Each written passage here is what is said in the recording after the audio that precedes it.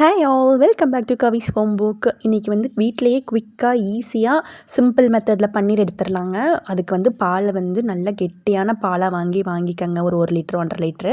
So நான் இன்றைக்கி வந்து ஒரு 1.5 லிட்ரு பக்கம் எடுத்திருந்தேன். இதில் வந்து பார்த்திங்க அப்படின்னா லைட்டாக வந்து வினிகர் வந்து ஆட் பண்ணியிருக்கேன். லெமன் சேர்த்துக்கலாம், பட் ஆனால் லெமன் சேர்க்கல. வினிகர் ஆட் பண்ணி பால் வந்து பார்த்திங்க அப்படின்னா சிம்லேயே வச்சு ரொம்ப கொதிக்காமல் கொதி வர்றதுக்கு முன்னாடி ஆஃப் பண்ணிவிட்டு வினிகர் சேர்த்துட்டோம் அப்படின்னா இந்த மாதிரி பால் நல்லா திரிஞ்சு வந்துடும். அதுக்கப்புறம் வந்து பார்த்திங்கன்னா ஒரு ஸ்ட்ரெயினரில் போட்டு ஃபுல்லாக ஸ்ட்ரெயின் பண்ணி எடுத்துக்கலாம். ஸோ நான் இந்த மாதிரி மெத்தடில் தாங்க எப்பயுமே நான் ஃபாலோ பண்ணுவேன். இதுக்கப்புறம் வந்துட்டு பார்த்திங்க அப்படின்னா இந்த ஃபுல்லாக அந்த தண்ணியெல்லாம் ஃபுல்லாக ஸ்ட்ரெயின் பண்ணிவிட்டு ஒரு 2-3 தடவை கோல்டு வாட்டரில் வந்து நல்லா இந்த மாதிரி வந்து நீட்டாக வந்து அலசி மாதிரி எடுத்துக்கலாம்.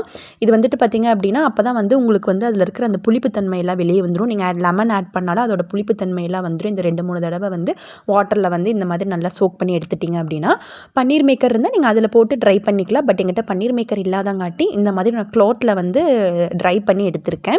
ஸோ சீரியஸ்லி ரொம்ப சாஃப்டாக வரும்.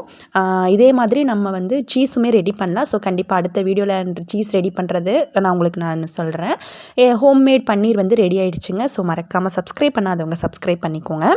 நெக்ஸ்ட்டு வந்து பார்த்திங்கன்னா இந்த மாதிரி தண்ணீரில் வந்து நம்ம ஆட் பண்ணிவிட்டு லைட்டாக சால்ட் மட்டும் போட்டு ஃப்ரிட்ஜில் வச்சிட்டோம் அப்படின்னா நம்ம வந்து எப்போ வேணாலுமே எடுத்து செஞ்சுக்கலாம். ஸோ மறக்காமல் சப்ஸ்கிரைப் பண்ணுங்கள். பாய்.